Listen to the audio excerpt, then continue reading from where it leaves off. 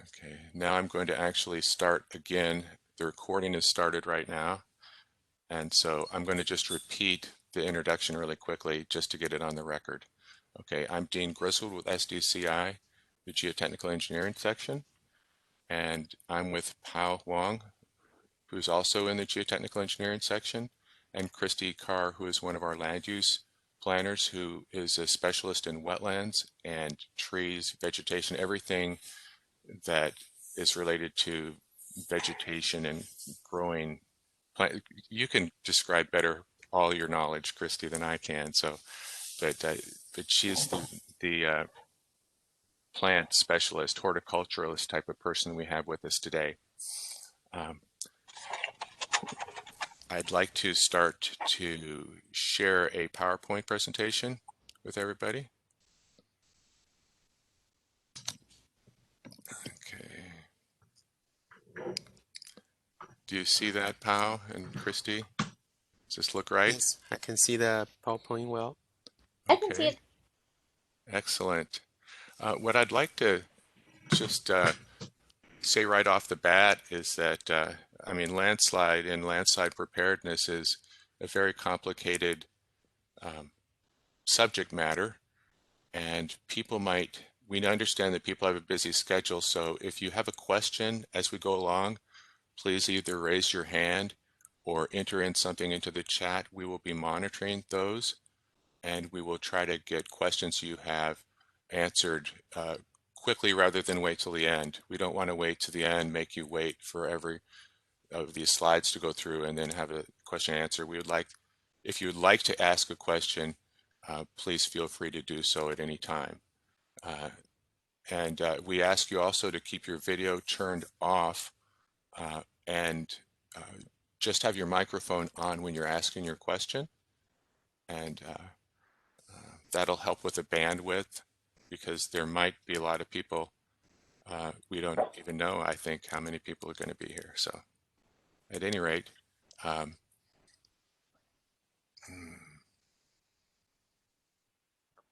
hey, Pao, do you know how I can get rid of the tiles? I can see everybody's pictures in the corner, but I can't see the whole slide.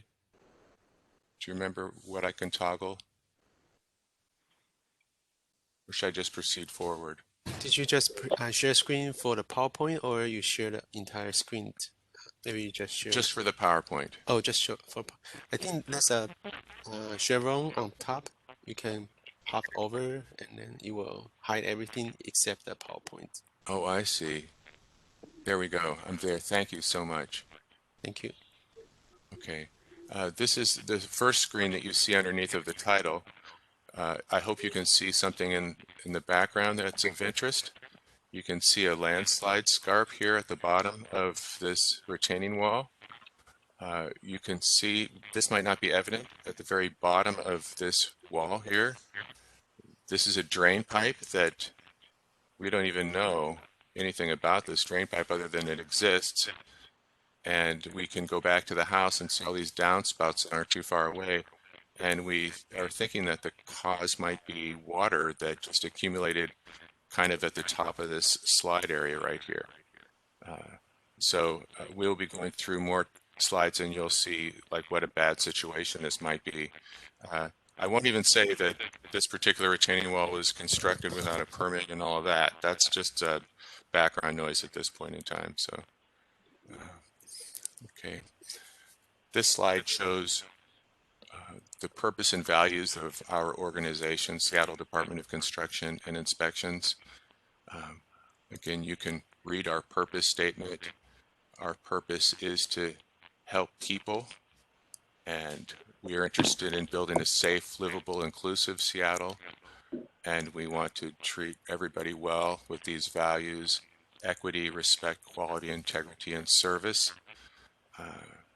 These are really what we're after in terms of how we deal with everybody. So we appreciate we're members of the community, and we want to have our organization serve you well.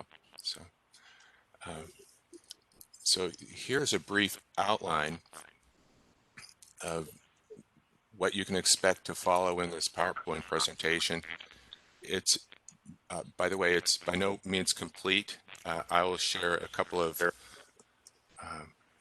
documents that we have that might describe how complicated landslides can be in a region like ours. But we would like to go over in general why do landslides happen, maybe start to answer questions like you might have a question, is my property in a landslide prone area? Okay, very good question. And if you're not sure, we have tools that can help you find out about this. And so we'd like to go over some of those tools that are available to you. We'd like to go over some do's and don'ts in landslide prone areas that actually help maintain stability in the area. These are the neighborly things to do. Hopefully the do's are. The don'ts are what you would, hopefully you don't see, but if you see certain don'ts, maybe you can take steps to correct them. Also, we have information about how you report a landslide, who do you contact, what city agencies are involved, that kind of thing. We have information here. And also a question, this is a good one, do I need a permit for work in landslide prone areas? So these are all questions we feel people will have. So we want to focus on those. Okay, why do landslides happen? Very complicated topic. A short list is provided here with these like bulleted items. Obviously topography is very important. If our city was flat as a pancake, we would only see landslides when people did deep excavations, and they're not often thought of as landslides. But we have a lot of topographic relief in the city of Seattle. We also have a unique geology that is in part affected by the glacial history, I guess is what you'd say, of our area. We've had numerous glaciers that have come and gone.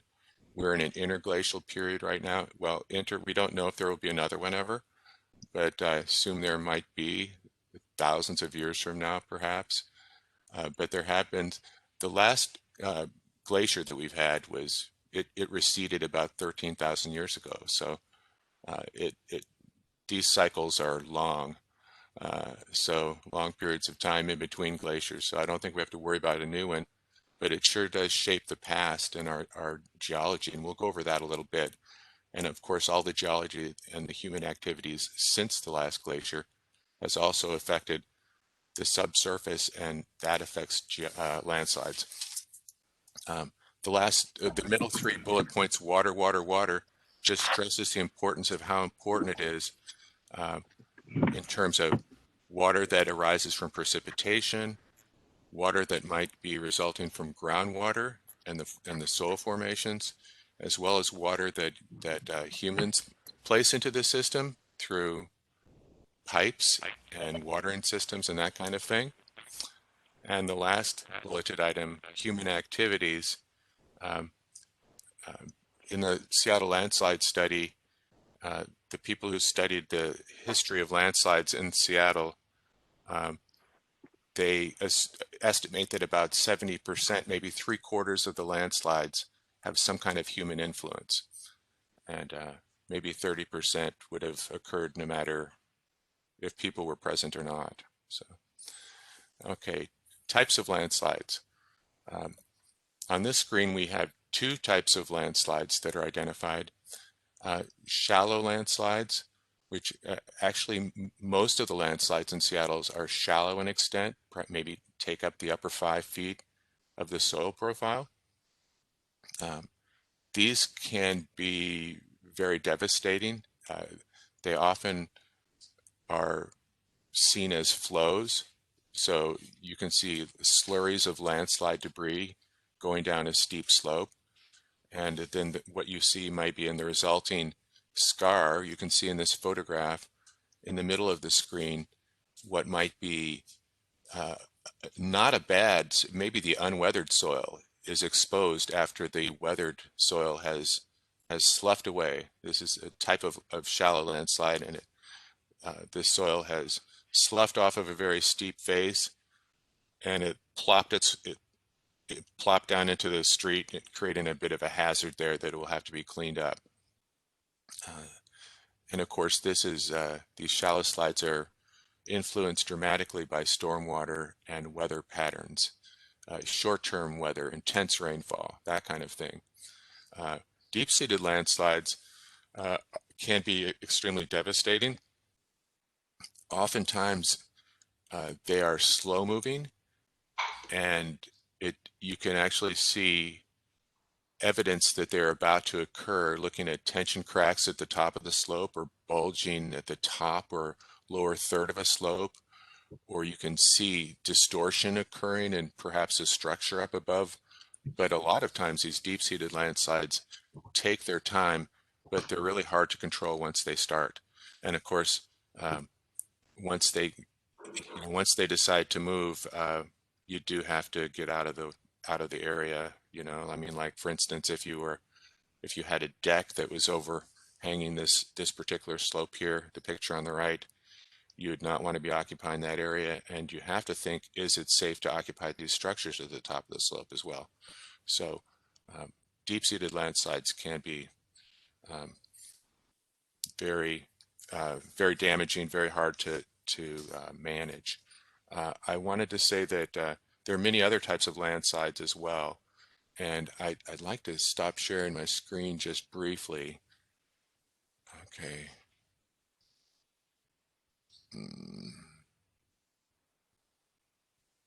And I wanted to just show a couple of publications that I pulled off of my shelf that are, if you're really interested in landslides, you might want to read this, which is called, well, it's called Landslides, Investigation and Mitigation. It's like a 500 pages long, 650 pages long. It talks about all kinds of landslide conditions, and it goes into like toppling failures. We don't see those as much in Seattle. Block failures, all kinds of landslide situations, and it describes mitigation measures, all sorts of things related to landslides. More or closer to home, there's this publication that is prepared by, let's see, I think it's the Geologic Society of America. They have this publication, Landslides and Engineering Geology in Seattle. Okay, so this is a really good publication to read if you're interested in the geology of the local area and landslides in particular. So, and yeah, this is written by people that work for, well, let's see, I'll tell you who wrote it. Rex Baum, Jonathan Gott, and Lynn Highland. I believe they all work for United States Geologic Survey, US. Yeah, they all did work for US Geologic Survey. And they're actually out of Denver. So Landslides in Seattle is known to more than just people in the Seattle area. Got the attention of the USGS, and they've done some studies. So we appreciate that. And I'm going to try to share this screen again. Get back to the PowerPoint. Anytime somebody has a question, feel free to raise your hand or enter into a chat. Okay, I'll go to the next screen. Actually, oh, there we go. This slide is intended to show how important and dramatic precipitation is to distribution of landslide activity through the year. And the slide on the left, rainfall by month, it shows what we all know, that between November and January, we get so much rain. If you love rain, this is the best place to be because we get a lot of it in those months. And if you go over to the right and you see the landslide distribution by month, you see right smack dab in the middle, January is by far the most common time to have a landslide. However, I will say this, this graph here was tremendously skewed by a particular event in 1997, January 1997, If you lived here at that time, you may remember that we had a huge snowfall. We had like 3 feet of snow on the ground here, and it pretty much all tried to melt off on New Year's Eve and maybe up to January 2nd. We had a rainfall event that started to happen in at the end of December, and so it was almost like getting 8 inches of water at one time, and so um, hundreds and hundreds of landslides occurred right at the beginning of 1997, and that situation it definitely skews the results that there are so many more landslide documents in our historical record in January. If that event had not occurred, if we didn't get 3 feet of snowfall at that time, it would still have the same general shape, but it wouldn't be skewed so much in, with the January events. So, but however, you still see the trend, between December and March is when we have by far the bulk of landslides. You might wonder why we would get a landslide in September, and we do. In fact, I actually went out to a landslide one time in August, and I think the cause there was a tremendous amount of watering a lawn to make it a perfectly green lawn at the top of a very, very sensitive slope. And it was a slope that was about 50 feet high, and it was pretty nasty landslides. We've had a couple. There's another landslide that happened, I think, in September. These people left their sprinkler system on, and then they left for the weekend, and they came back, and they had a nasty landslide on their hands. And so that might be part of the 70% of landslides. Maybe those are the ones that happen in the drier months. But anyway, we also can get like big rainstorms occasionally, rainstorms in those months. And so if the land isn't ready to receive all that water, then that could be problematic. Okay, the United States Geologic Survey has also provided tools that we can use to try to anticipate when landslides may occur. And this is an example of an rainfall intensity versus rainfall duration curve. And if you have a rain gauge and you're able to track this information and plot it on this particular graph, if your plot goes below this line, you wouldn't be expecting that landslides would be very probable during that time. However, if your plot goes above that line, then you have to think that a landslide in the area, one or more, could occur. I'm going to stop sharing my screen again and show you a little bit more detail about this. I think this kind of thing is interesting. But I'm reading this again, Landslide in Engineering Geology of the Seattle area. And there's a study by Alan Shebelad. I can't say his name very well.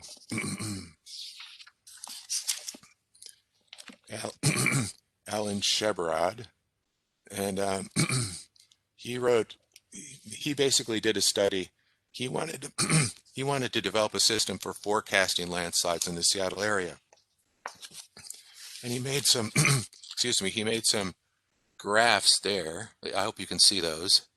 This represents rainfall intensity versus duration. And he plotted periods of time when this situation occurred and were landslides occurring. And he made plots there, and he found, and you can see that all those landslide plots, that's what each one of those representations are on the graph. Those primarily occurred when you'd have, when you plotted that point above that line.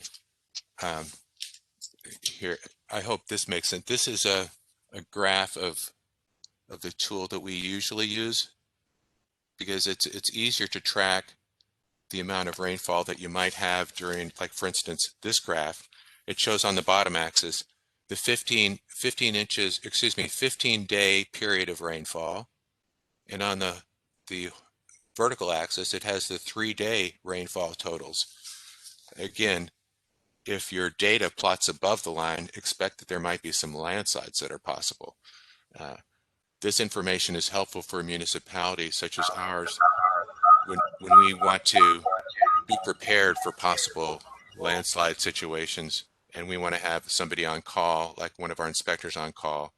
Uh, uh, this is a planning tool that helps with that item there. It also helps keep us on our toes. So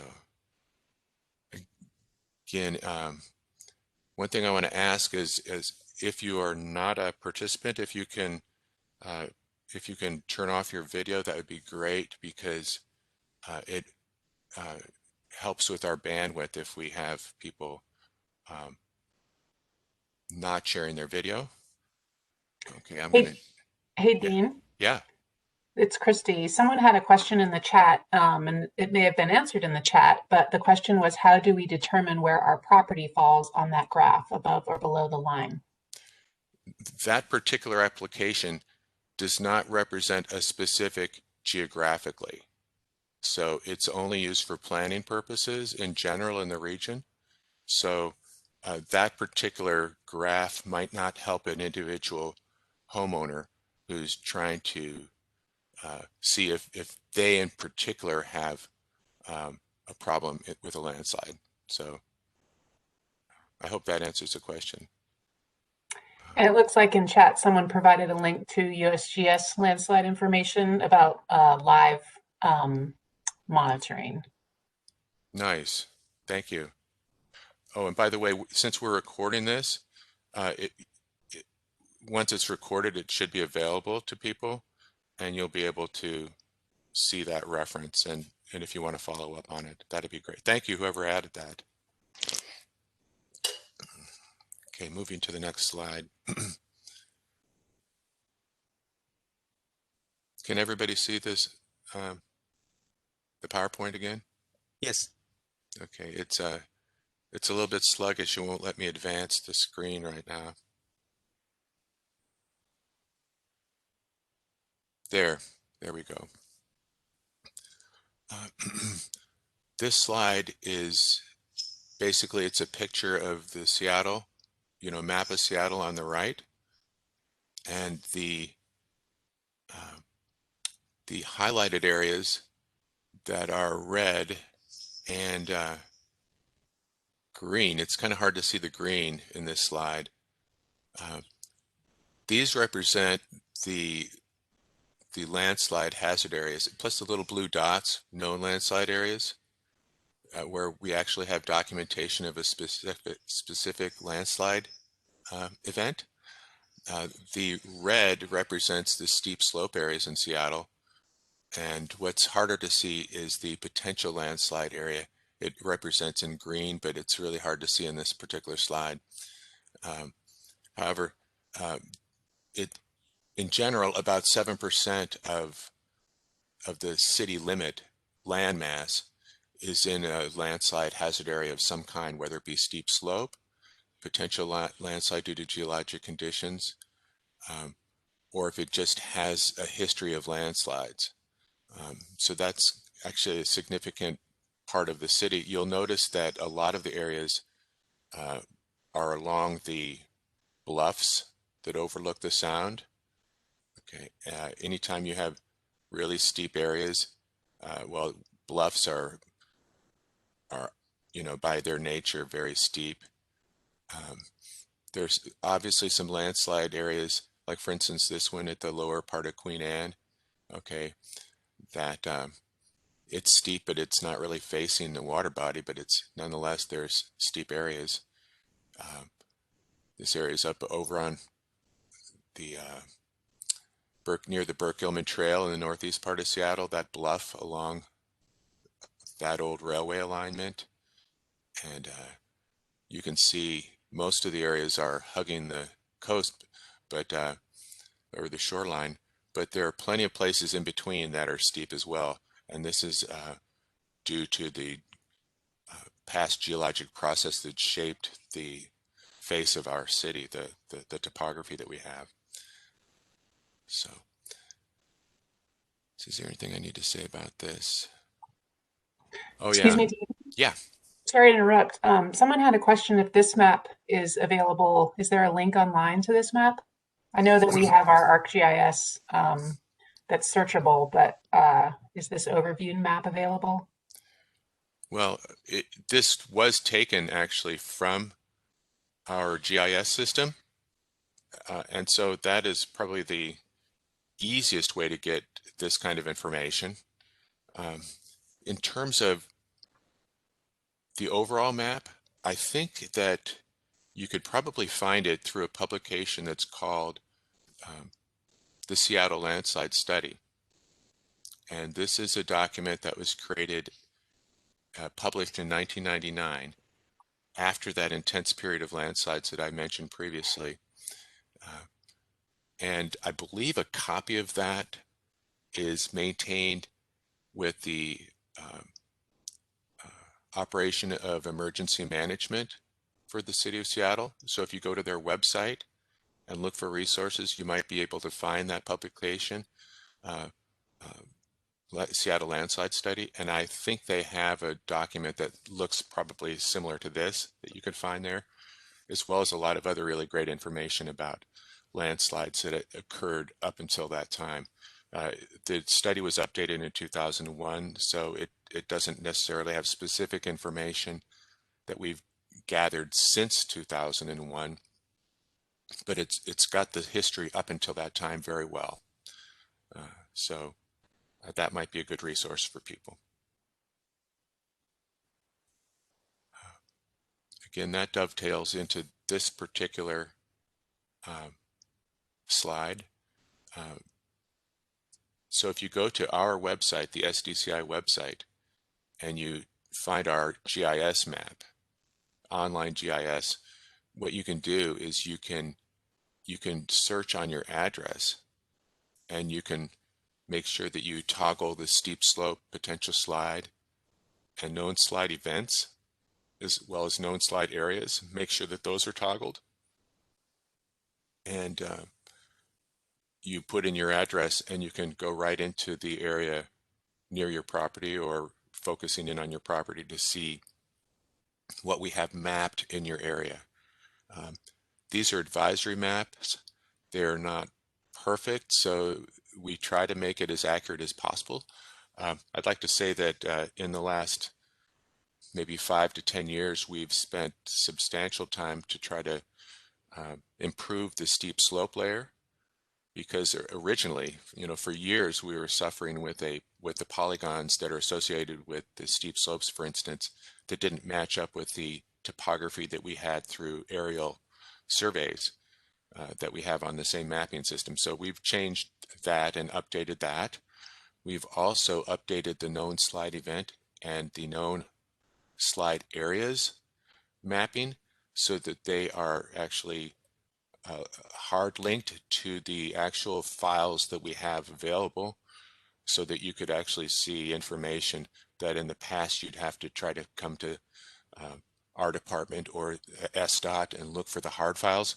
We have all of that information now digitized so that you can pull it up online and hopefully have that available at your home electronically, instead of having to just make the trip to SDCI or SDOT to find that information. You can see some really great historical information with the known slide event and known slide area layers on our GIS. So hopefully that'll help you if you're interested in searching what's going on in your neighborhood and if we have information there. So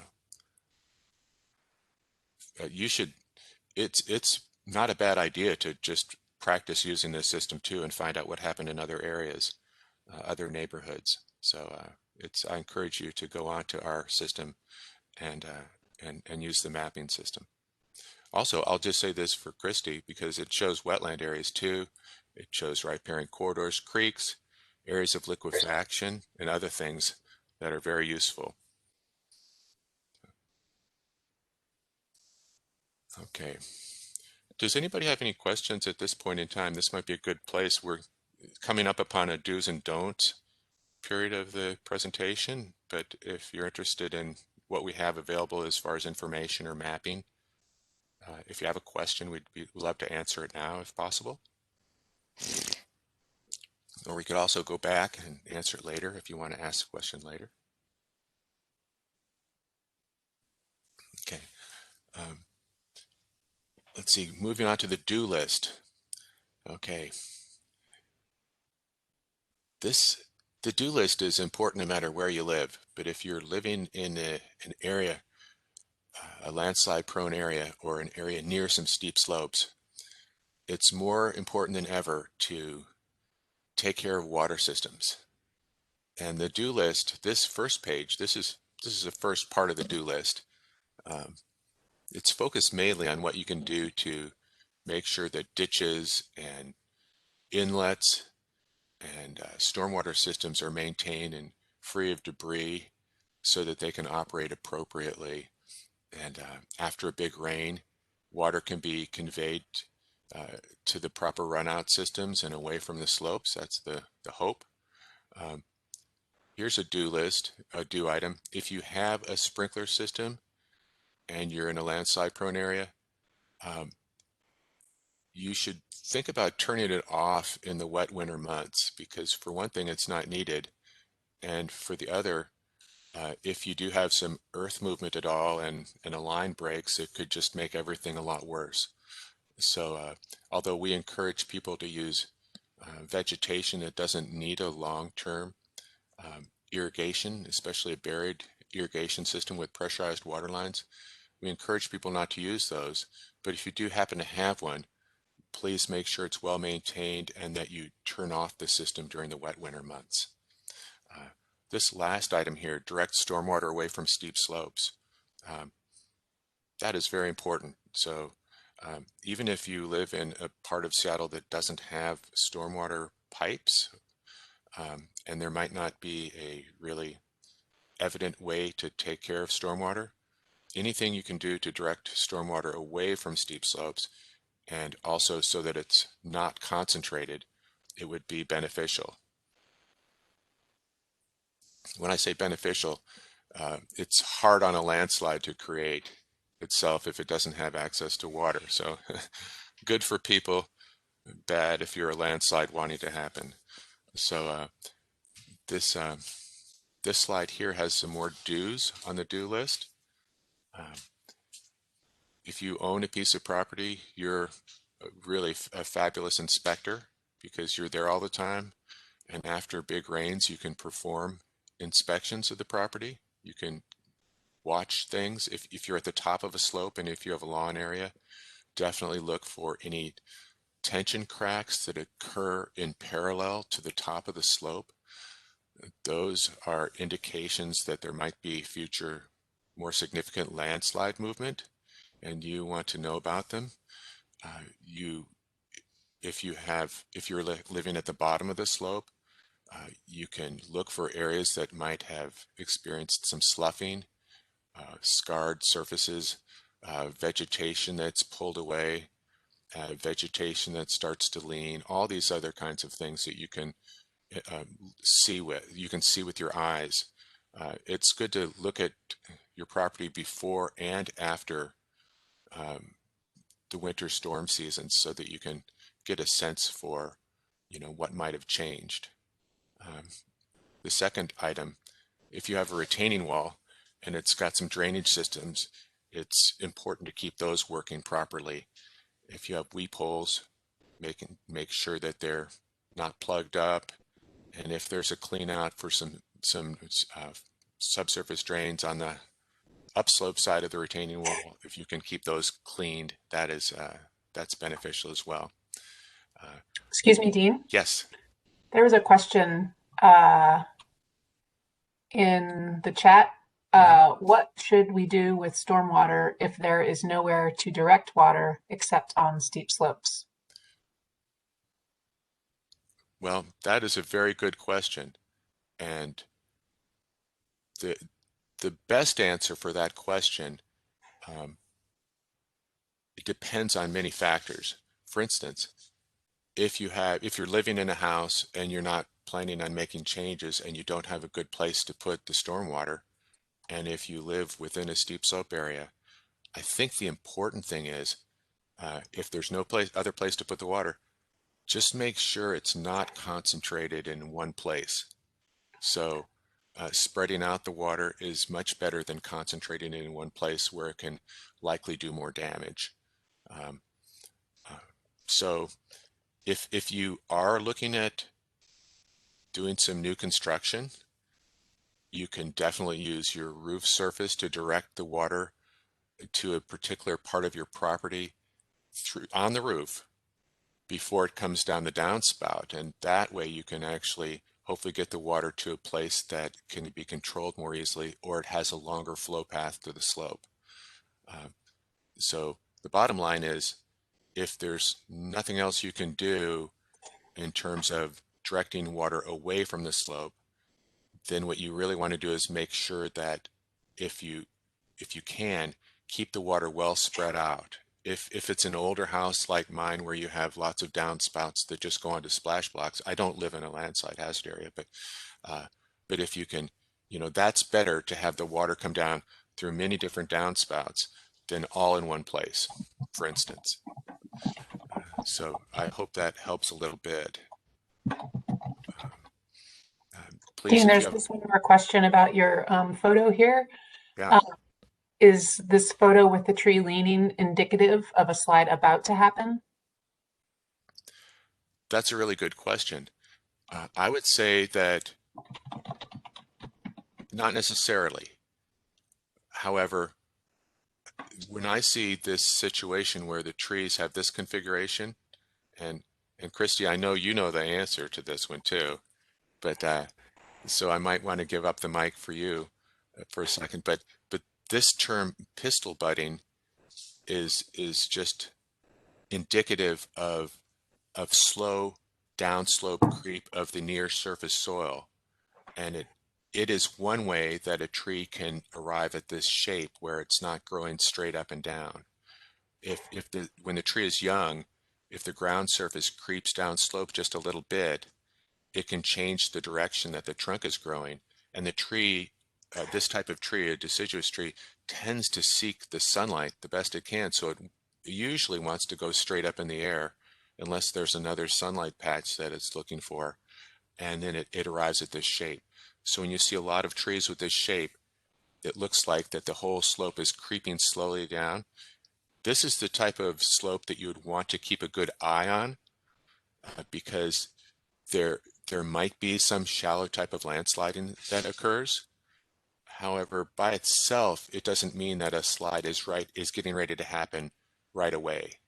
I mean, there might not be a slide here for decades, in fact, but you have to keep an eye on it because things change quickly. If we had a really big storm, you want to look at this area and see if it's still okay or not. Did you want to add anything, Christy, on this? No, I think you covered it. I think the point maybe that I would be interested in is whether it's in terms of the timing. And I think you covered that it would be a slope that you'd want to keep an eye on. It's something indicative of historic movement, and it may be indicative of potential future movement. That's exactly right. And the other day you mentioned a term. Heliotropic? Heliotropic. Okay. So could you describe what that means? Because you can do much better than I can on that. Well, I think you mentioned it. It's just that plants and trees have a tendency to seek light, seek the sun. So it also can be indicative that you can see a canopy coverage here that trees are trying to look for sunlight. So they can change a straight structure of a trunk to accommodate or adapt to the need for seeking sun. So it's something that this shape is also indicative of. But if it's on a slope, then it likely is also or more so indicative of some sort of surface soil movement. Do you see this shape occur on evergreen trees as much, like Doug firs, for instance, or other You trees can. like that? Mm-hmm. Okay. Yeah. Okay, good to know. I thought it was like mostly happening on deciduous trees, but I guess you could see the same thing on other kinds of trees as well. It really depends on sort of succession. in terms of where the tree is in terms of the maturity of the canopy. Mm-hmm. Okay. We did have one question. You were talking about retaining walls, I think. Mm-hmm. And the question was what kind of professional to call to evaluate retaining walls or to clean out drain systems. They're asking about a list or if it's expensive.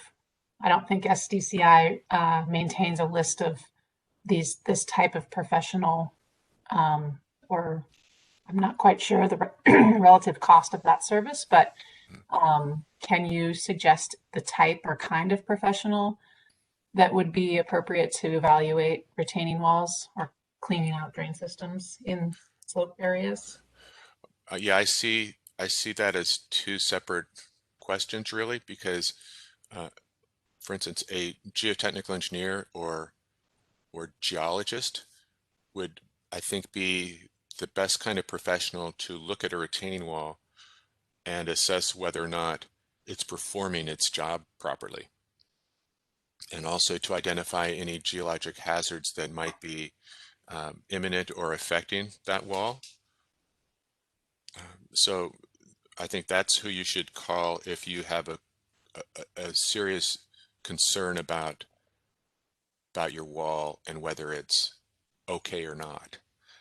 In terms of keeping the drain systems functioning and open, if you do have a clean out for some subsurface drains that are behind a retaining wall, like a drain pipe with perforations with maybe an outlet in a particular place, I think most plumbers can do that kind of work, going in through the clean out and um, uh, making sure that they auger any accumulated sediment there to make sure that they still function, keeping the drains open.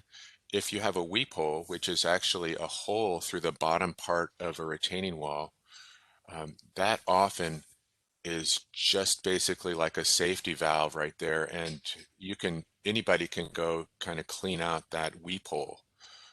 So it doesn't necessarily have to be any particular type of professional.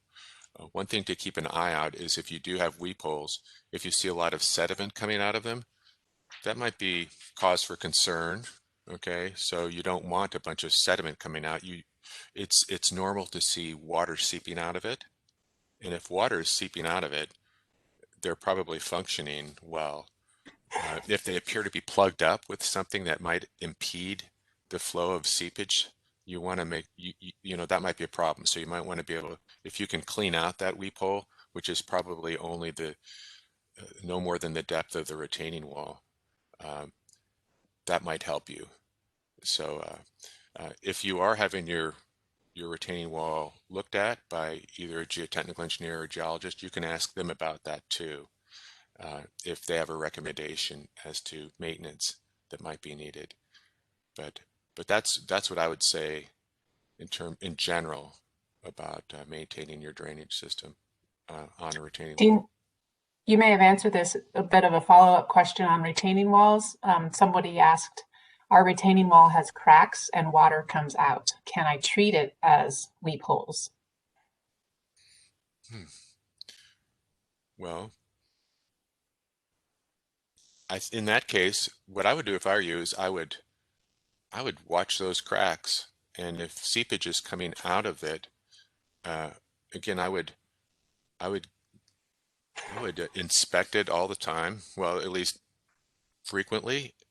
I would look at a couple different things. Well, one, it's good to know that seepage is coming out of those cracks. And if that's happening, it's good that water isn't held up behind the retaining wall. That might be why it cracked there in the first place. It wanted a place to get out. Or it might just be, if this is a concrete retaining wall, tension cracking in walls is really common. And it's possible that that wall might want more drainage behind it. It's hard to know for sure without seeing the actual retaining wall. But I think another idea would be to monitor the width of the crack that's existing in that retaining wall. And I suggest people use very simple and easy to track methods like for instance, if you have a crack that's of a limited length, you can actually take a Sharpie marker and put tick marks at the end points of the crack, and you can also put tick marks across the crack that are like 1.0 inches wide. And so later you can come back and you can measure, for instance, the 2 tick marks you put across the crack and see if it's still 1.0 inches, or you could see if on the ends the crack has progressed. I have a little retaining wall less than 4 feet high in my backyard, and I've been watching the cracks on that wall increase dramatically over the years. It's still standing up, looks like it's just fine.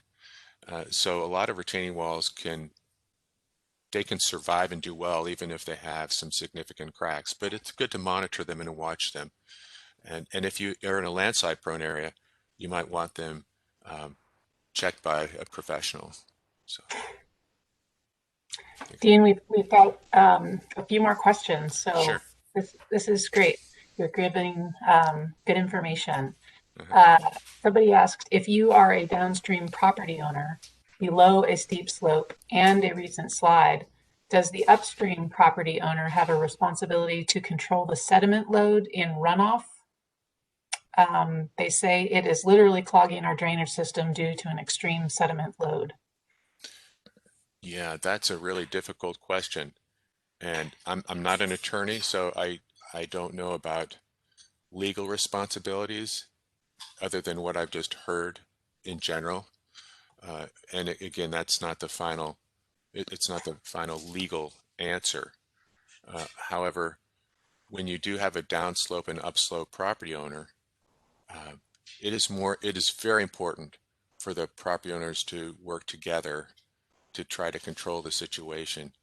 And there's going to be a phone number that you'll see later on in this presentation.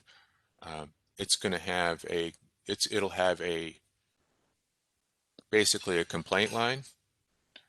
If there's a landslide that occurs and there are adverse impacts to adjacent properties, people can use that phone number to call to assess. Well, it's primarily to assess if there's danger to the property owners at the top or bottom of the slope, not necessarily just about the sediment load, which can be a big issue. We understand that the sediment load is a big issue. Oftentimes it's a civil matter between property owners, which is just a real big pain in the neck, because if both property owners aren't working together to solve a problem, then it's really difficult for the affected property owner.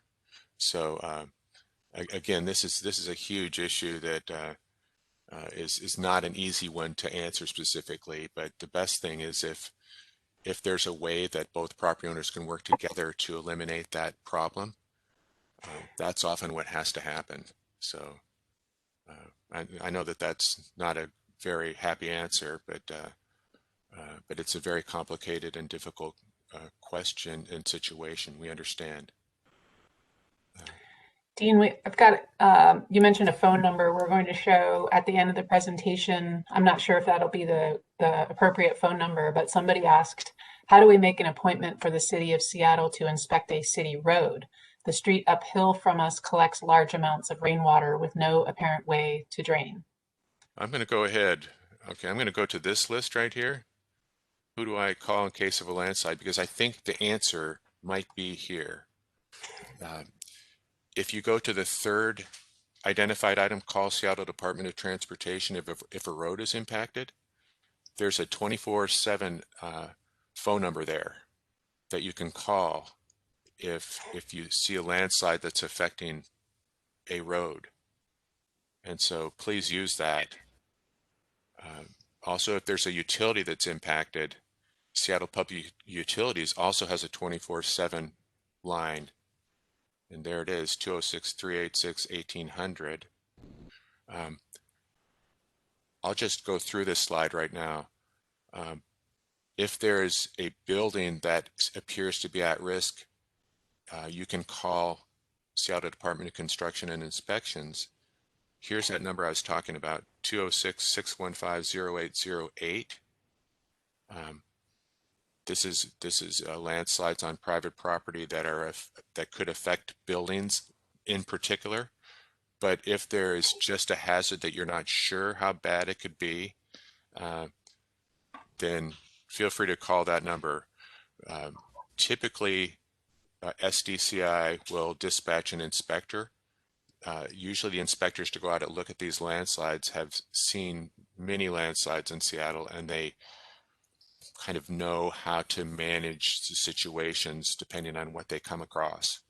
So I think it's a very good resource. Their primary concern, by the way, though, is it dangerous or not dangerous to continue to occupy a structure, or not? You know, they're looking for that.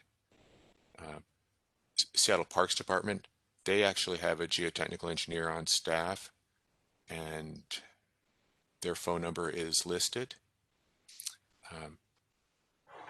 The bottom point here is that there are many geotechnical engineers and structural engineers that work in the city of Seattle in private practice, and often people know a particular geotechnical engineer that they work with or they know about. Anyway, that's also a good resource, and often people need to find an engineer to help them with this situation. So we don't have a number for all of them. They're so numerous, and if we left somebody out, they would probably not be happy with us. I'll come back to this slide a little bit later too, as I go through the do's and don'ts list. Let's see. I forgot where we were on this list. Oh, keep fill and yard waste off of slopes. Very important. At the top of a slope, it's really not a good idea to put yard waste out at the top of the slope, because often that yard waste will get saturated and it'll decide to try to slide down, and it often takes the soil with it. So they can be initiating triggers of a landslide. So you really don't want to have you don't want to burden the top of a slope with heavy material like fill or yard waste. And we'll get into some more information later about what can happen, you know, what's possible in a slope area in terms of permitting. But in general, if you buttress a slope at the bottom, that helps increase stability. But loading up at the top of the slope is a bad idea. Okay.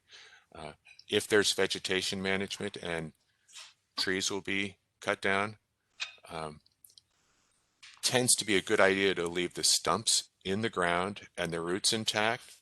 The reason for that is that soil by itself does not have any tensile strength. So in other words, it can't hold itself together if forces want to pull it apart.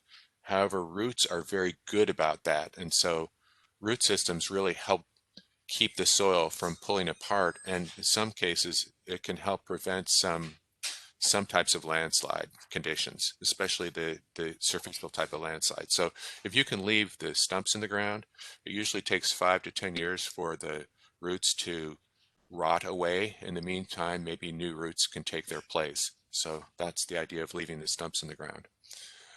Steve, or Dean, Yeah, I don't know where Steve came from. We have a couple of questions sure. about that topic. Do the leaves and branches that fall naturally from trees constitute, quote, yard waste? I've been trying to figure out whether it's better to rake or leave the soil covered. Well, I would say that in general, I wouldn't worry so much about leaf and other minor debris coming down and creating a duff layer. That really helps with erosion protection of the surface, and it breaks down and allows for a healthy ecosystem. So in general, I wouldn't worry too much about leaving leaves on the ground. However, I know that a lot of people have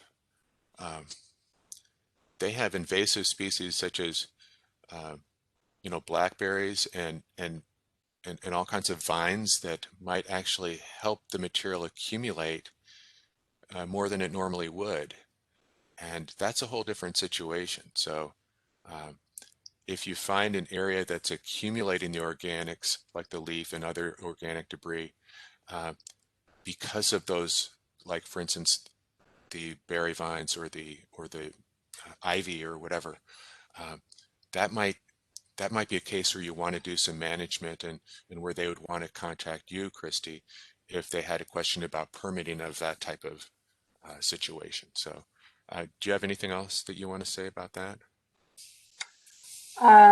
No, not at this point. I think I got it all right, sort of. Yeah, I just, the question asked about leaves and branches. So I know you and I have talked about when people take out trees and talking about removing debris when work like that is done, and where, but this is asking about fallen branches, but in terms of how a branch may end up orientated on the slope, in terms of how that may or may not cause water flow direction or slope stability issues Yeah. for a Well, I fallen think branch. in general, when you think about falling branches, some of the branches can be huge. And so if we're talking about a huge branch coming down, um, I think the best thing to do is look at the branch. It would be much better to cut a branch in sections if it looks like it'll be a hazard. If it's a small branch, I don't think you have to worry about it. But one of those huge branches, um, like a big tall fir tree and it's dropping branches, for instance, that might be something that you would want to take care of. In particular, like you were saying, um, it the fact that it's that big, it could redirect surface water. What you don't want to do is redirect surface water or provide a really heavy load on the ground. Um, in terms of the uh, tree trunks, if somebody is cutting down a tree or if a tree falls, um, that's usually a larger mass that it might be worth removing that, especially if you're doing active vegetation management and cutting down the tree. In general, you don't want to leave the tree trunk, especially at the top of the slope. And even at the bottom of the slope, it could do some harm, I think. So we encourage in general, at least our group, that the tree trunks be removed. Um, However, like a branch, then you're going to have to use judgment, I think, on that. Uh, is it big enough to cause a problem or not? And somebody asked about leaving a dead wild oak tree, whether or not that's okay. I think that Dean just answered the question about leaving, you want to leave the stump, and then if it's a fallen tree, the trunk. It's not species specific, if that was your question. If it's an oak versus other species, it's really just the mass of the tree itself. Right. So if the tree fell over and if you have a big root ball there, uh, hmm,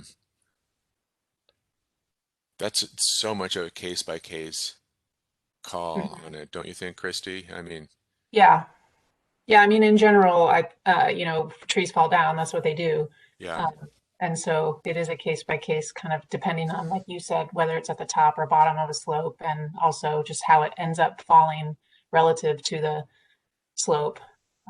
So it's something maybe to monitor, but it's not something that you're required to remove. right. I agree completely with that. Yeah. Okay. I'd like to move on to the next slide, if unless somebody has more questions on this.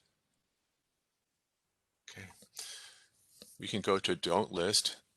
Um, in some ways, the don't list is just an opposite of the do list. Don't direct storm or other water onto a slope whenever you can help it. Uh, this photograph on the right side is a really good example of what we don't like to see. Now, what you can't see is what you can't see is pipes at the top of a wood retaining wall at the top of a slope. And what you might wonder is what kind of water is being fed into those pipes upslope. And if it's a downspout from a roof, this would be a really bad situation. So this is exactly what we'd want not to happen. The person who had the question Well, what if you don't have any good place to put the water? What if there's no storm drain? Uh, well, in some cases, people need to pump stormwater up to get to uh, an appropriate discharge point. In other cases, what might have to happen is, well, for one thing, you don't want to do this, because this pipe here coming out through the retaining wall, it does two things. One, it concentrates water in the worst place, and it leaves it at the top of the slope there. So this is exactly where you'd expect that a landslide might occur if it's left unchecked. So it would be much better to have the water come out and distribute itself somehow rather than to concentrate it there at the top of the slope. So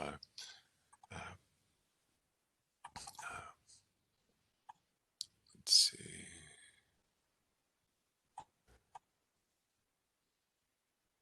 While you're paused, Dean, somebody had a question. Can you put a new drain into an ECA slope?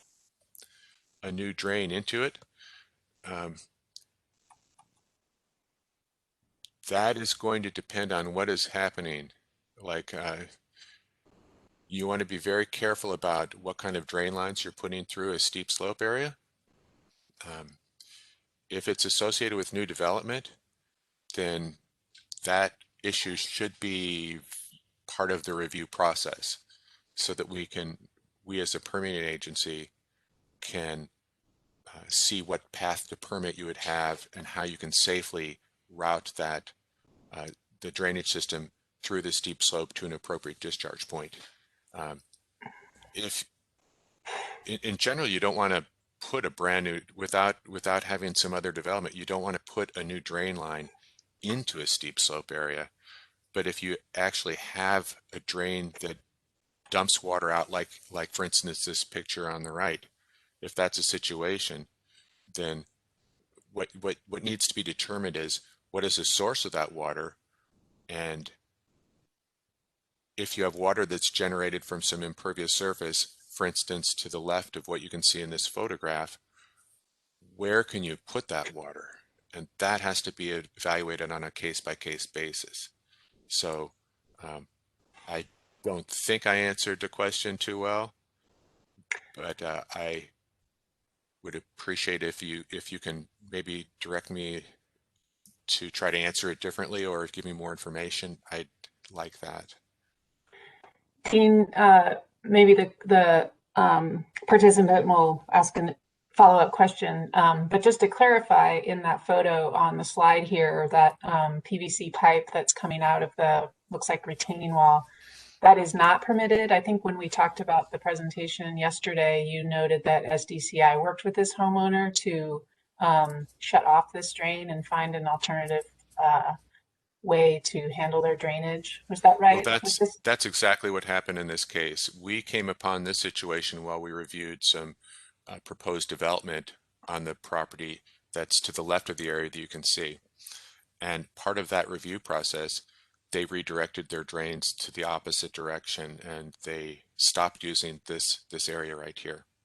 So it no longer served to direct water to the top of the slope once they got their new permit issued. Okay. Moving on to the next topic, don't remove vegetation on a slope without a revegetation plan. I think this is important. You've got to know what's going on. The last thing we would want to have happen is a lot of vegetation be removed on a slope with no plan for revegetation, because basically if you expose the Earth's surface to the precipitation, that could increase the erosion problem. It could perhaps generate some rilling and other erosive action that could lead to a landslide or other adverse situation. So vegetation typically does a really good job of protecting the surface of the soil. And also, depending on the type of vegetation, there might be some benefit for stability in terms of the root systems that you don't want to just remove without having a plan to replace it. So, and Christy, feel free to chime in if I don't say that right or if I need to add more information. So, or if you can add more. The third item, don't put fill or yard debris on a steep slope. Yeah, I think we went through that. I had somebody call me up this last week, or they sent me an email and they said, my neighbor's putting a whole bunch of fill or yard debris on the slope and they won't stop even though I asked them to stop doing it. What do I do? Well, I don't know what we can do. If you see somebody doing that, you can let them know, and then monitor it. But I think let's not participate with putting the fill or yard debris on the steep slope. That's for sure. The next item, don't remove tree stumps from slopes. Well, again, we want to keep the tensile strength of those roots intact as much as possible. Tree stumps that have surface, let's say the whole tree fell down and you have the big big root ball hanging up in the air now, that's a different matter. When we said remove tree stumps, what we really meant was if a tree is cut off or snapped off above the ground surface, we want to keep that. If you have a big root ball, that merits additional observation and evaluation. So that was a really good question, I think. Don't install a permanent irrigation system in landslide prone areas. That's very important. I mean, we know that when people have big properties and they want to do significant vegetation management in a sloping or landslide prone area, irrigation systems really make for efficiency in establishing plants. However, a permanent irrigation system can be exactly the wrong thing. I mean, I've come across at least, well, more than one case where earth movements occurred. In one particular case, I don't know which occurred first, the irrigation system failing or the earth moving a little bit and snapping some irrigation lines. The result was a really nasty landslide and a really big mess. And it could be very dangerous as well. So probably not worth it to install a permanent irrigation system, and it might affect neighboring properties too. So we advise against it for the permanent case. Temporary systems, we know that plants need to become established in order to be effective. We don't want people to invest in a lot of new plants and then have them die during our typical annual drought season. So, but I think that's where during your planning stage, what do you need in order to keep those plants alive to become established with a new planting? That definitely needs to be evaluated and done properly. Second to last point here, don't cut into the toe or bottom of a steep slope. You're removing the buttress, so cutting into the toe will make a landslide more likely to happen. It might not cause it, but it will increase the risk of the landslide. So that's why we encourage don't cutting into the toe or bottom of a slope. Rockeries and retaining walls. There's no 4-foot exemption for retaining walls or rockeries in critical areas, so really they all need permits. There are many people who forget this or don't know, and they think that if they can just build a small retaining wall without a permit in a critical area. Not actually true. And we've had, unfortunately, many customers come in and they say, well, we built a retaining wall in a steep slope area, we didn't get a permit, and now we have a violation. We don't want that to happen. But even more to the point, once a wall is built, then let's say without a permit, if there's not a path to permit, then the area has to be restored, and it gets really messy. So in addition to the possibility that building a wall in a steep slope or landslide prone area might contribute to the landslide risk, it's also, it makes it more difficult for permitting that would happen later. There are many times that a retaining wall or rockery can be permitted in a steep slope or landslide prone area, but it has to be done the proper way. So at any rate, that's the last bullet item there. Dean, we've got a couple of questions. One is, can the homeowner or contractor expand a deck to hang over the top of a sloping area?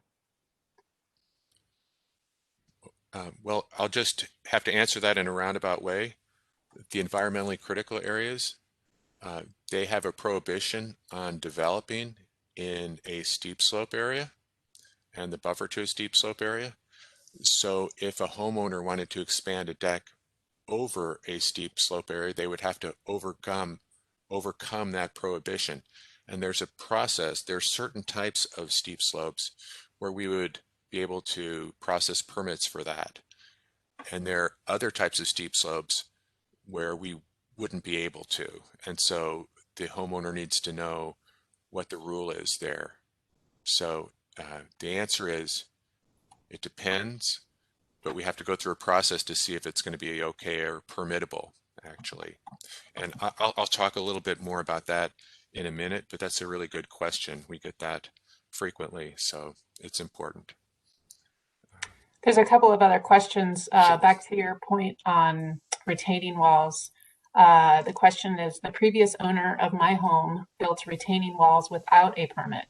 A geotech said they look well built and should be left as is, but they might be in violation. What should we do? Well, that's an important question because it happens frequently. The new owner is responsible for what was constructed previously without a permit. So they would have to start contacting our department to see what restrictions and rules might be necessary. In some cases, in that situation, a violation is included, and maybe somebody complained about that retaining wall, and our department's issued a violation that needs, then there's an official process that we're tracking. How does that violation get resolved? But there are probably many cases where somebody might build a retaining wall, not get a permit, and then sell the property. Nobody's complained, but then later on the owner might want to get that wall permitted, which is a good idea because you don't want to be in a situation later where you might want to sell the property and somebody says, hey, there was never a permit for that retaining wall. So what I would do is I would look at, first off, you need to know the configuration of the property. What I would do if I was that owner, I would send in an entry into the online question and answer system that we have on the SDCI website. That way, whoever we have on call, a geotechnical engineer on call, can actually look up the property, look at what the slope looks like from our city mapping system, and basically give you information about the next steps that you would need to go through and try to answer your questions. I think that's probably the best answer I can get you because you have a specific question and we want to give you a really good answer as to how you can move forward on that. Thanks, Dean. I just put that link to the Q&A in the chat. Thank but you. You are generating a lot of interest, and I've got a few more questions. Sure. Let's stay right you. here and try to get those questions answered.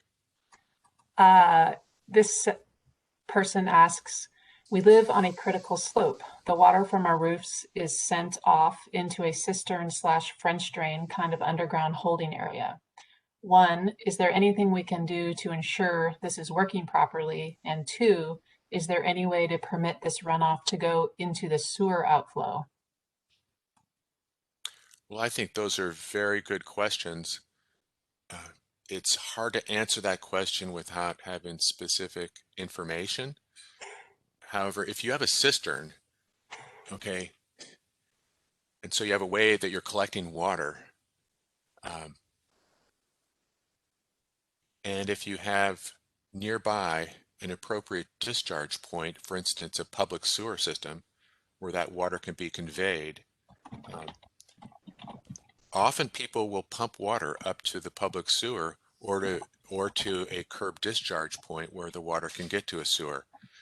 So there's more than one place where you can get answers to your question. One might be contacting the SDCI drainage section. Our drainage reviewers typically have somebody on call, or maybe you can enter a question and answer through the link that Christy just put in the chat, and you could find out from the drainage reviewer, is there, can you get, is it possible to get a side sewer permit to pump the water to a discharge point such as the public sewer system? So what is involved with that? And typically our drainage reviewers don't hesitate to contact one of our department's geotechnical engineers to help them provide you a good answer. To determine whether it's working properly, I think you'd have to know what the outflow is from that cistern. Is it intact, doesn't leak, or if it perforates slowly into the system, and if there's a nearby slope, I think it's important to keep inspecting the slope that's nearby. And if you can't actually physically go on the slope and look at the condition, you still might be able to see, how happy are the plants that are on the slope? Are you starting to get a whole bunch of water-loving plants that are growing on the slope in a place where you aren't expecting them? That kind of inspection might be a benefit to you as well. But in general, if you have an overflow, if you can make sure it gets to a public sewer pipe, that's a really good idea. So again, question and answer portal, that's really good. We can maybe give you a really specific feedback to the situation, but it's really good to monitor that. So hope I answered that one all right. Then I also just put in an email address, sitesewer@seattle.gov. This is for public to ask about drainage question to our on-call drainage reviewer. All right, thank you, Pao. Perfect. Thank you. Dean, one more question from Sure. the chat. And you may have touched on this earlier about professionals. Someone asked, how do we find a good geotechnical engineer and someone who can help with a restoration plan? We have not had much luck finding honest, experienced people. That's a really good question, because you really want somebody who has both of those categories, honesty and experience. So referrals are a really good source of engineering professionals. And so it's a good question. Well, where do I get a referral? If you know an architect or a contractor who works with geotechnical engineers, if they can give you a referral, that's fabulous. Often real estate professionals also may have referrals to provide for you, and then you can contact the firm. You can look up firms on the internet through an internet search, and so you can get an idea of who works in the area. There is another source that some people have utilized to their advantage. There's an organization called the American Society of Civil Engineers, and there's a Seattle chapter that has a geotechnical engineering section, and they have a membership list. And so if you're able to contact the Seattle geotechnical section, American Society of Civil Engineers, you can often get a membership list, or perhaps one of their officers can provide a recommendation.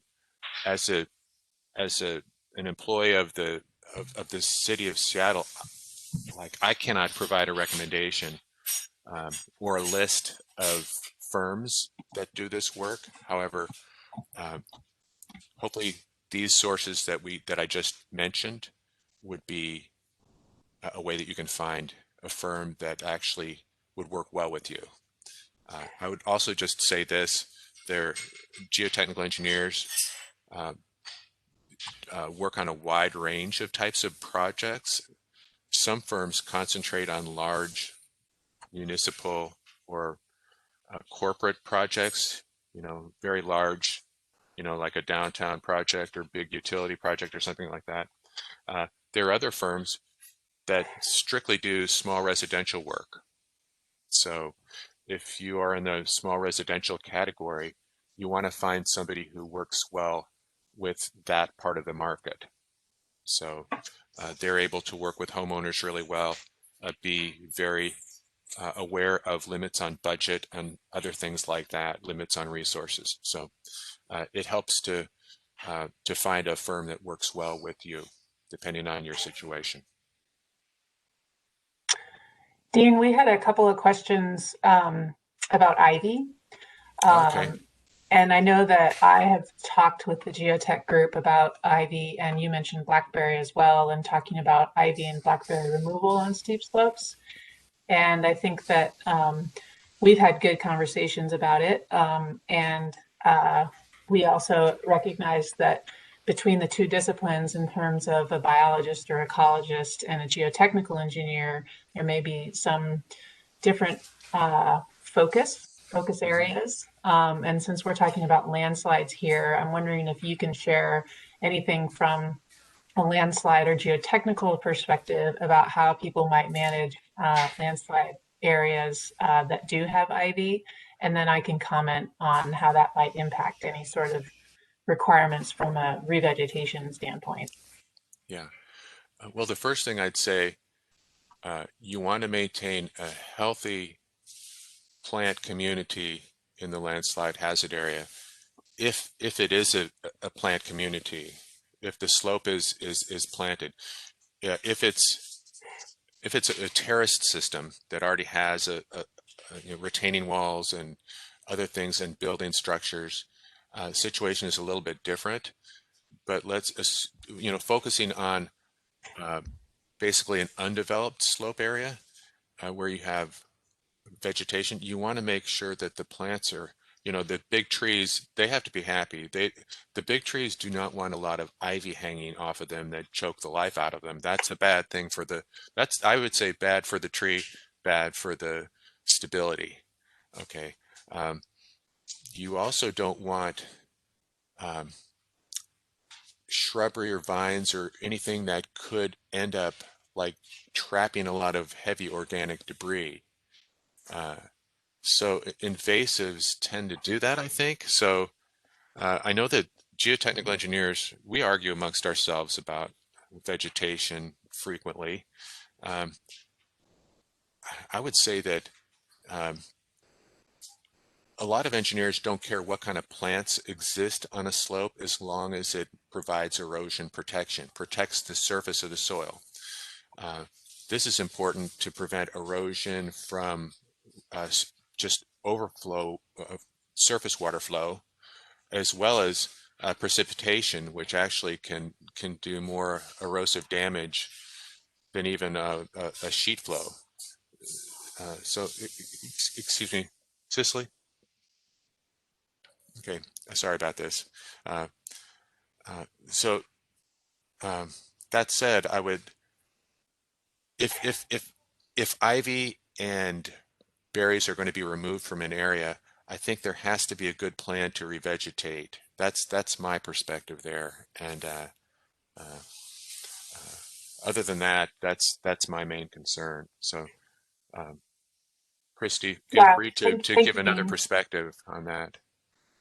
Yeah, someone was asking about the difference between ivy on the ground, which I think you just covered, and then ivy climbing up trees, which you mentioned, I think, as well, because if the ivy is infesting, if you will, the tree to such a degree that it would fall down, then you're potentially creating this slope instability situation with that tree fall. So Right.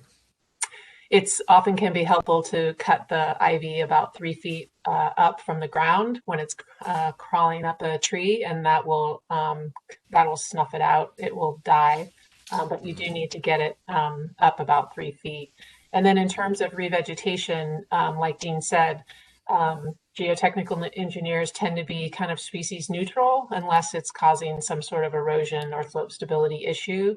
So SDCI and the ECA code really looks at ivy and blackberry from other ecological functions that are provided by vegetation, which includes wildlife habitat. And so we tend to like to see more diversity in the plant community, and those invasive species tend to create monocultures. So if you're looking either voluntarily or as part of a project, if you are creating any sort of bare ground as part of a approved site development or construction permit, then you do need to have a restoration plan approved by SDCI using native plant species. And that is a process that that you can go through, and I'll put the link to more information about that in the chat. But sometimes the review in landslide hazard areas is a bit of a two-step, because you need to have your geotechnical reviewer approve what you're doing from that slope stability perspective. But then I am the revegetation reviewer that would look at it from the other ecological function perspective.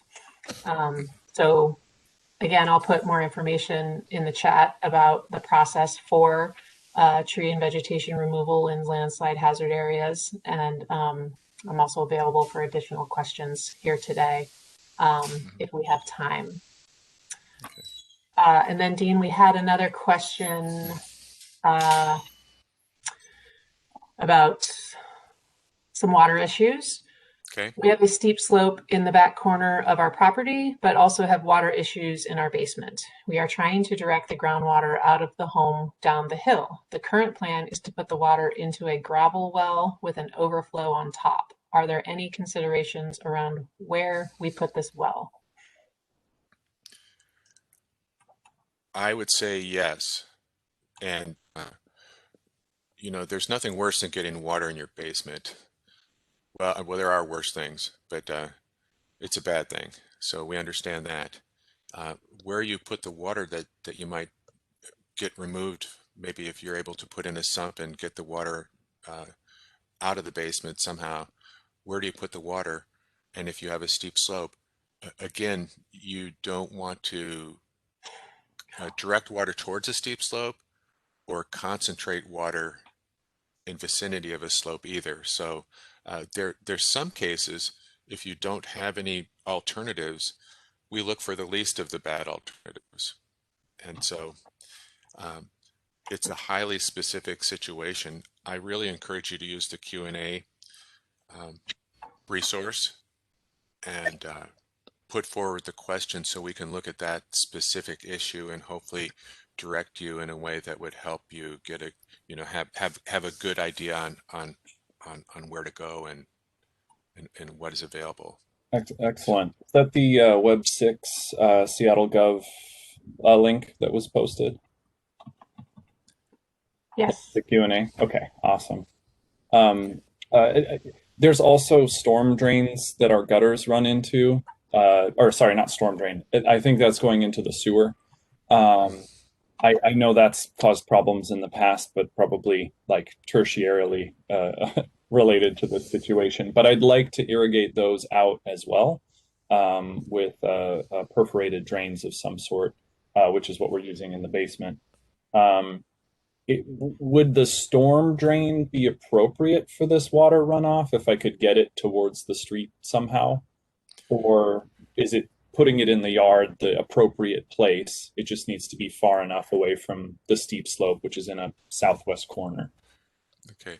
Well, well, it depends. It really depends on what you have and the topography and what you're able to do and the outflow. So we want to get you a good answer on this. So being able to look, what we will probably do when you enter a Q&A question, we will pull up your property on our GIS map, and we will look to see what we think about the sloping area, what we would see, what is the aspect for the other part of your property. We would also look to see what kind of infrastructure you have in terms of public sewers, and what do we have on record for side sewers. that would convey water from your house to the public sewer. And sometimes this gets really complicated because certain water generated a certain way might not be able to go into a sanitary sewer, but it could go into a storm sewer, for instance. And so our drainage people, they know all those rules. They keep that sorted out really well. It confuses me sometimes, and so I'll ask them questions. So we want to get you a good answer as to what to do with that water and what the right way is. And the Q&A is so great because you're able to put your own narrative and what you really want to do, and you're trying to find out, is that going to work or not, and what are the permitting requirements? And I think that's a really good way to get a good answer. I hope that helps. Absolutely. Thank you. You're welcome. Dean, we've had some comments and questions about accessibility to the city and getting help, and we've mentioned the land use Q&A. Somebody is asking, with our steep slope and water management challenges, we have multiple city agencies to navigate, including Parks, SDOT, and SDCI, and maybe more. Is there a service like a social worker you find in the hospital that can help advocate and connect all of those services to work toward a solution? Or is the best bet that Q&A? I'll tell you from my perspective, the land use Q&A, actually Pao and I just talked about a Q&A that he got this week, and he answered the geotechnical piece of it, but he couldn't answer the revegetation piece of it. And so we worked together on that. That's within SDCI. Dean, you've been at SDCA longer than I have. Do you have suggestions for homeowners for cross-departmental coordination? Well, it can be really complicated if you have SDOT and other agencies that you need to contact and everybody get on the same page, Seattle Public Utilities. So it can get quite complicated. I think the best thing, well, first of all, I'll answer this. I don't know of a resource that can help you coordinate everything together. I know that some people might hire a design professional to help them navigate the situation. Somebody who's used to working with the different agencies within the city, and they know how to navigate that. That can be really helpful if you can afford to hire somebody like that. If you can't, then I think that we do the best we can to try to give you good answers. And in some cases, we will get a message from, for instance, Seattle Public Utilities on an issue, and there might be a situation where things aren't communicating well between the property owner, Seattle Public Utilities, our department, and we try to meet and say, you know, what can we do in this particular case? And we've recently had, I'll just say, a number of meetings concerning how does somebody get a pressurized water line to their building site when they have a steep slope in the way? You know, how is that done? Because again, we talked about pressurized water lines. That can be a problem. Sometimes it takes meetings, and it can be very difficult to navigate if you're the homeowner trying to keep track of everything. But we do the best that we can to work with sibling agencies to help resolve issues and try to get good answers to the property owners. But it can get complicated. I don't know of an advocate. In a permit situation, we do have permit facilitators, but those are usually big phased projects that are really complicated. But I don't know in this particular case what we can offer. Good question. Not a really helpful answer, I think, but let me know if I can try to answer it better. I don't know, or Christy or Pao, if you have a different idea too, please help. No, I certainly understand the frustration, and I'm sure everyone understands that it isn't the first time that staff has heard about how challenging it can be to navigate SDCI. Permits is one thing, but trying to avoid a permit or figure out if you need a permit, I know can be challenging.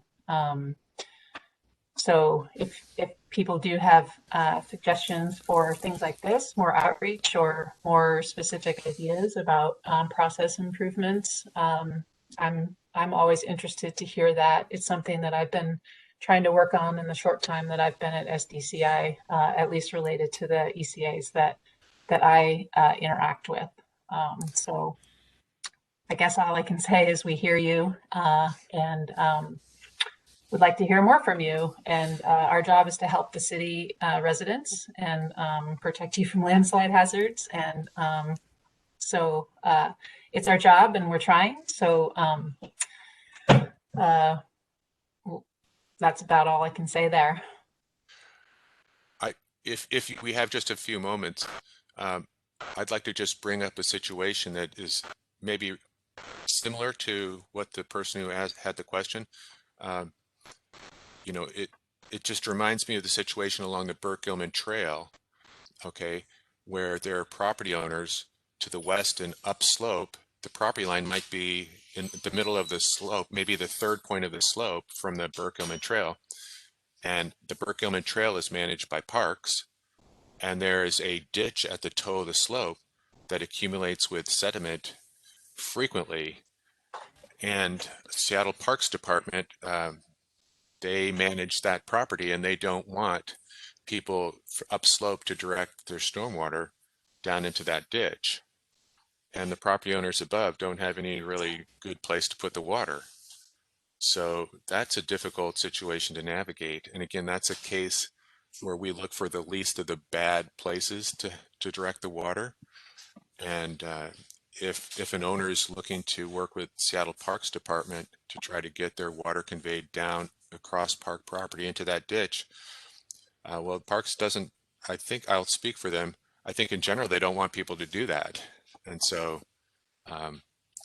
it's not something that happens frequently or is easy to accomplish. And so then we have multiple agencies that are trying to deal with a water issue here that's important to the property owner. So again, sometimes it's the least of the bad alternatives that is what must occur.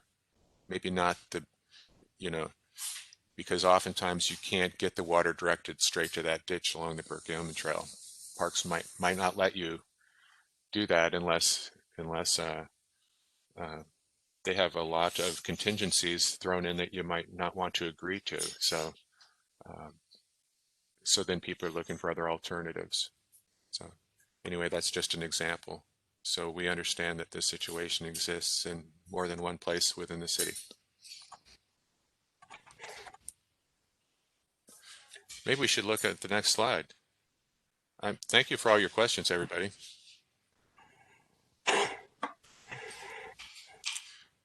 I'm trying to move to the next slide and my computer is slow.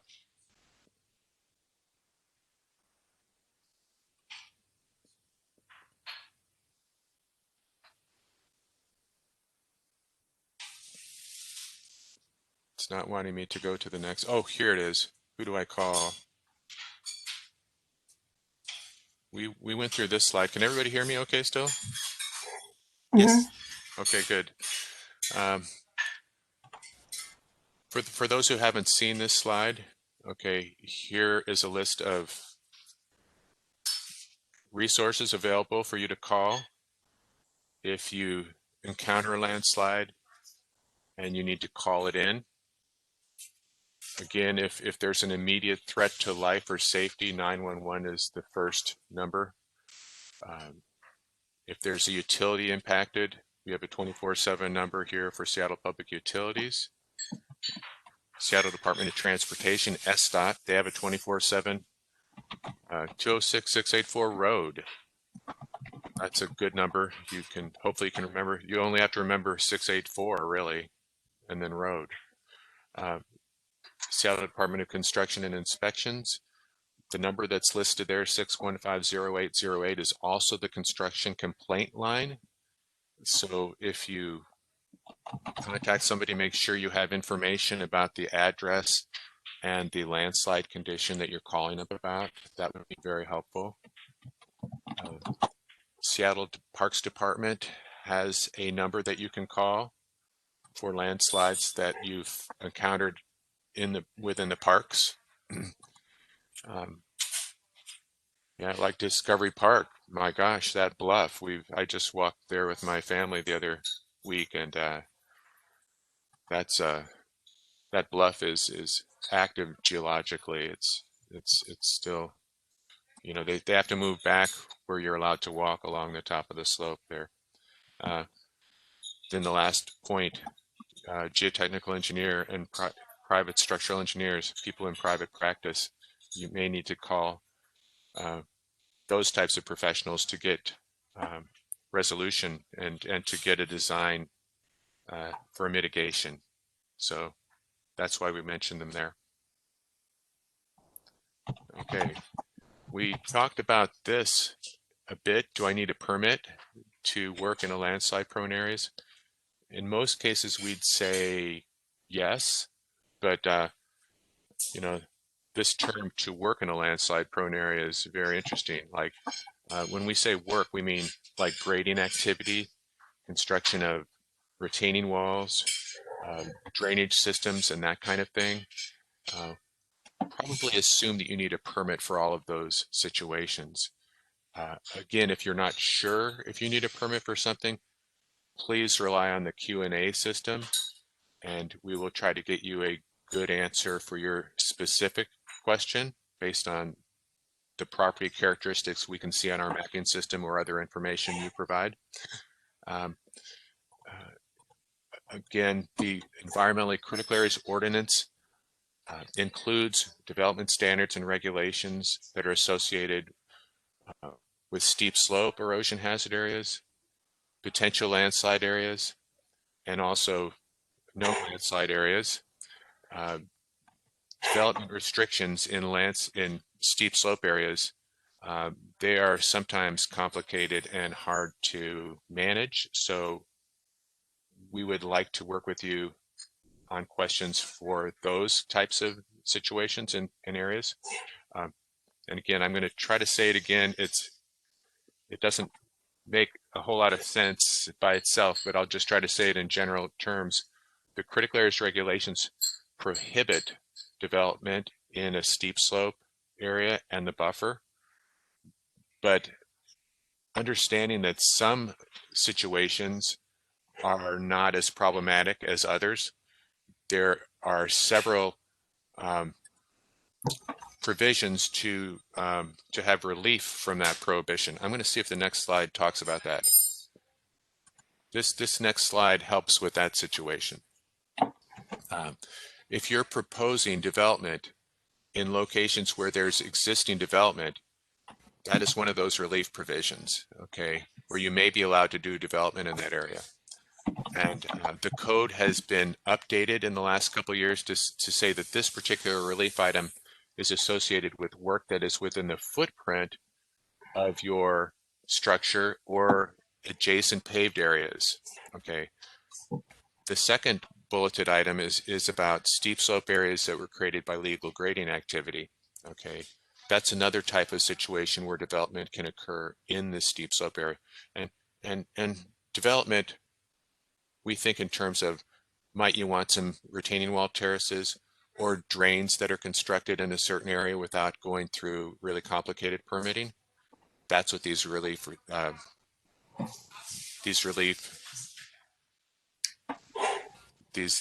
provisions are for. The third bulleted item, could you hang on a second? Okay. The third bulleted item, isolated steep slope areas that are not close to other steep slope areas, there's a relief provision there as well. And the last bulleted item, if you have a landslide that needs to be stabilized, there's a relief provision for development associated with that stabilization measure. We have a document called TIP 327A that you can find on the SDCI website, and that discusses these relief provisions as well as exemptions and other types of requests in terms of permitting through the critical areas regulations. Dean, could I ask you a clarifying question? Because it's something that I find challenging, because there's a difference between a relief application, a construction permit application, and a grading permit application. And in an activity in a landslide area may require one or more of those in a particular sequence. And I think that that can be challenging or confusing to people. Can you speak to that a little bit, particularly related to the sequencing? Yes, and I will try to answer this as it relates to steep slope critical areas. So given that there's often confusion about what can be allowed within a steep slope and a steep slope buffer, the process has been set up to one of the initial activities regarding permitting for development in those areas will be to evaluate this particular part of the code. Is one of these relief provisions applicable to a particular development proposal? And there's, excuse me, the way that our permitting system is set up right now, when you're going online and setting up an application, and if you have a steep slope critical area, you have to think in terms of, do you need to have a relief provision first if the construction will go into the buffer area or the steep slope? If so, that process, the exemption process or relief process, needs to happen before we actually finish taking in your application for construction, your construction permit application. And so the system is set up to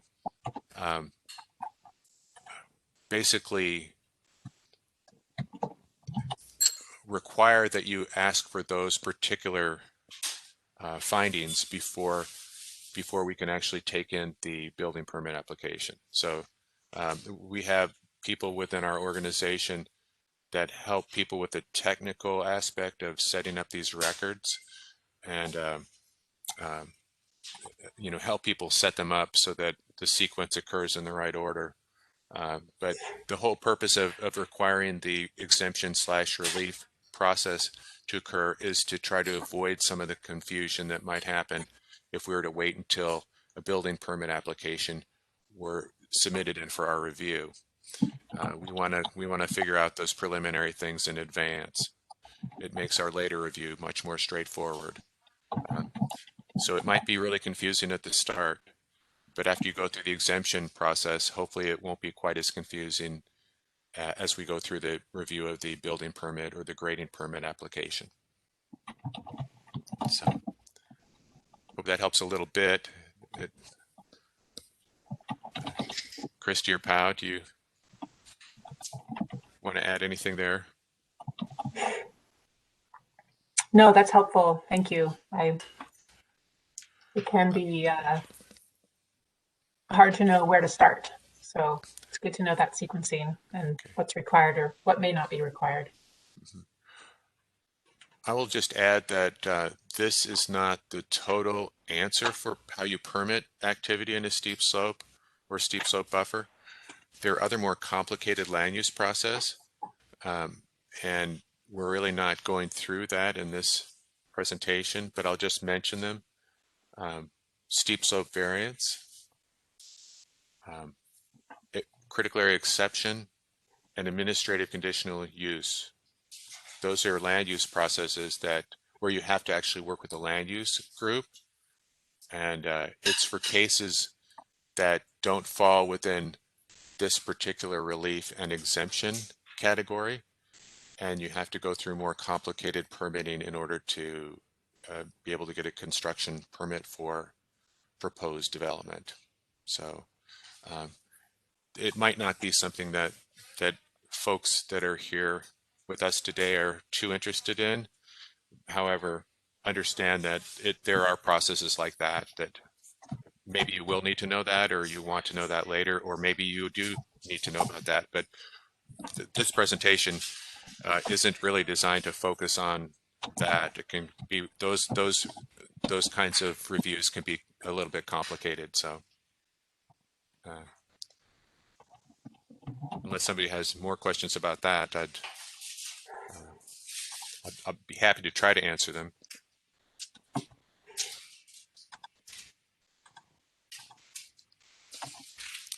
Okay, so this slide really encompasses 3 items, and there are 3 different separate codes associated with each of these particular items.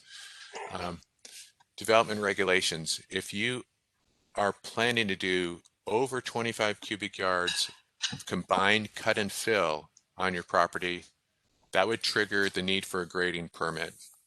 Okay. And the second item, all retaining walls that are in a landslide hazard critical area would need a permit for those walls. That would be even repairs of retaining walls, and we're not talking about just maintaining the drainage system by calling a plumber or cleaning out the weep holes, but I mean if somebody needs to like tear down and rebuild the retaining wall, or if part of the retaining wall needs to be structurally fixed, then no matter how high the retaining wall, it would need to have a permit of some kind through our department. And the third item here, drainage installations. Side sewer permits are often needed. Like you can see on this photograph on the lower right side, you can see that somebody has some kind of drains that looks like this might be a temporary situation, but it might be that for the permanent situation, they're going to need to have something that they need to get a permit for to deal with what are we going to do with the drainage on this particular situation. I have a sense that maybe in this picture here, you can see the top part of a landslide situation, but maybe not the whole thing. So this whole property might have a really complicated landslide going on. So it might need a side sewer permit in order to correct some of the drainage systems that are present or needed.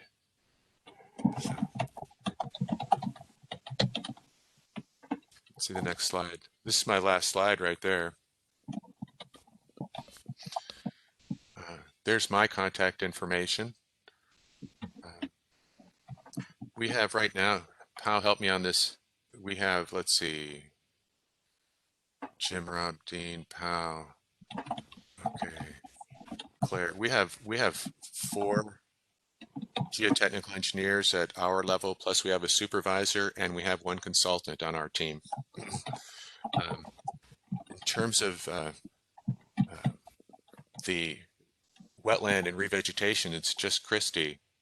So she doesn't have as much of a team behind her, although we'd like to adopt her into our group. But here's the way you can get a hold of me. That phone number is not the best right now because it's my office phone. Best way to reach me right now is with this email address. You can typically always reach one of the SDCI geotechnical engineers in the Q&A system. We monitor that every day that we're at work, and we try to provide people answers to their questions on their property and get them really good answers as to what they need to do next for their project, or try to get them, answer their questions on situations they might have that relate to landslides or critical area regulations and that kind of thing. Dean, I put that link once again to that Q&A in the chat. I also put my phone number and email in the chat if anyone has questions about revegetation, either voluntary or as required through a relief or construction or grading permit. I'm happy to answer questions, and sometimes I find a phone call is more efficient because things are, like we've been talking about, fairly site specific.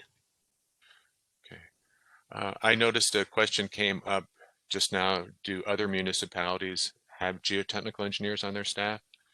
I would say the answer to that is very few might, but I do know that I used to be acquainted with a geotechnical engineer that worked with the city of Bellevue, but I don't think that they were as involved with permitting as we are.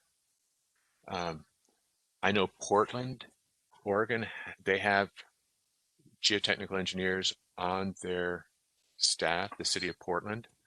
But I think it's pretty rare to find geotechnical engineers working for the local permitting jurisdictions, or maybe even with other cities, sibling agencies. Let's see. I didn't quite catch that question that just popped in, but I know you guys still have more questions that hopefully we can answer. Oh, they're asking about, please clarify on that last slide, are those development regulations specific to ECA steep slope areas or all properties? Okay, that's a good question. The first item through the grading code has it has a whole section at the beginning of the code about where the grading code applies. And in terms of environmentally critical areas, the 25 cubic yard threshold, that's associated with basically the environmentally critical areas as it relates to grading, whether grading permit or approval is needed. There are other thresholds for which a grading period is, a grading permit or grading approval is required for a non-critical area, non-landslide hazard site. And some are pretty tight. For instance, if you have an environmental cleanup site, any grading would require a permit. If you have a not critical area site and you're going to do excavation deeper than, let's say, 4 or 5 feet and a certain volume of material, you need permits for that as well. And it's well described in our grading code what those thresholds are. So you'd have to refer to that particular code for other types of areas. In terms of the retaining walls, the Seattle Building Code has a description at the beginning of the code about small retaining walls. And it basically says retaining walls or rockeries less than 4 feet in height do not generally require a permit unless, and sometimes people forget reading after, they stop reading after unless, but the unless the retaining wall or rockery is within an environmentally critical area or its buffer, or it might not say buffer. And then it also says, or unless failure of that wall could damage adjacent property. Okay, so what that says is that if you have a not critical area site, but if you have a retaining wall that's going to be right at the property line, where and in which if it is damaged, it could, if it fails, it could damage adjacent property, you would need to get a permit for that as well. That's what the building code says. So, and then we also have the side sewer and drainage requirements. And I don't really read the drainage code that we have, so, but I believe it's critical area neutral on it, but you can call up our drainage reviewers if you have a question about whether a permit is required for a certain drainage system that you need. I think pretty much they just need permits for lots of different things through the stormwater code and the drainage code. So, but I think best to ask them specifically. So hope that's a roundabout way of answering that question. So Dean, it looks like folks have been thanking you and Pao for the presentation. I've found it helpful. So I don't see any other questions. And I think we're at our time. Oh, are we at time? Is it noon? It is noon. Hmm. Oh my Sounds gosh. like somebody said in the chat that there is a drainage presentation next, so the home fair continues. Yes, I'm sure everybody's going to go over and listen to them.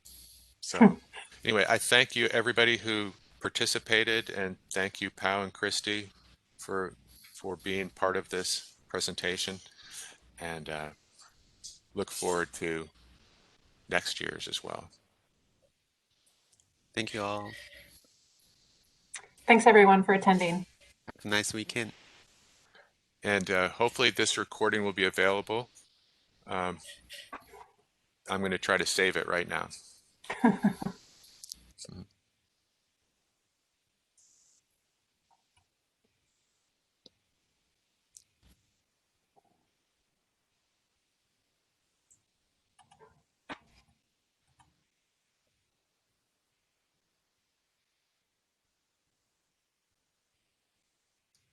Okay, I just stopped recording.